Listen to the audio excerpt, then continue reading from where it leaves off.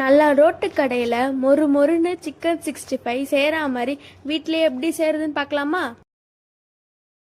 அதுக்கு நான் 1/2 kilo chicken எடுத்திருக்கேன். அதை நல்லா வாஷ் பண்ணி வச்சுக்கலாம். கூடவே 2 டீஸ்பூன் இஞ்சி பூண்டு பேஸ்ட்டும் கொஞ்சமாக தயிரும் ஆட் பண்ணி நல்லா ஃபஸ்ட்டு பிசைஞ்சுப்போம். நெக்ஸ்ட்டு கார்ன்ஃப்ளவர் மாவு கூடவே லெமனையும் 1/2 லெமன் ஸ்குவீஸ் பண்ணி ஊற்றிக்கலாம். அதுக்கப்புறமா நம்ம கடலை மாவு 2 ஸ்பூனும் அரிசி மாவு 2 ஸ்பூனும் நம்ம போட்டுக்கலாம். இப்போ நம்ம அதை கொஞ்சம் மிக்ஸ் பண்ணிக்கலாம். இப்போது சிக்கன் மசாலா உங்களுக்கு தேவையான அளவுக்கு உப்பை போட்டு ஆட் பண்ணிக்கோங்க. கூடவே தனி மிளகாத்தூள், உங்களுக்கு ஃபுட் கலர் சேர்க்க விருப்பம் இல்லைன்னா காஷ்மீரி மிளகாத்தூள் போட்டுக்கோங்க. இப்போ நல்லா மிக்ஸ் பண்ணிக்கோங்க. உங்களால் எவ்வளோ முடியுமோ அந்த அளவுக்கு நல்லா மிக்ஸ் பண்ணதுக்கப்புறமா கொஞ்ச நேரம் ஊற வச்சுக்கலாம் சிக்கனை.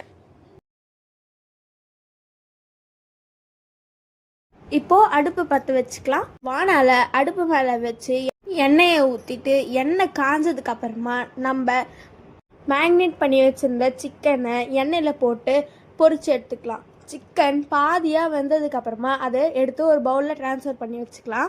இப்போது நம்ம பாதியில் வறுத்து வச்சுருந்த சிக்கனை மறுபடியும் போட்டு பொரிச்சு எடுத்துக்கிட்டா நம்ம கடையில் சாப்பிட்ற மாதிரி மொறு மொறுன்னு சிக்கன் நம்ம வீட்லேயே ரெடி ஆகிடும்.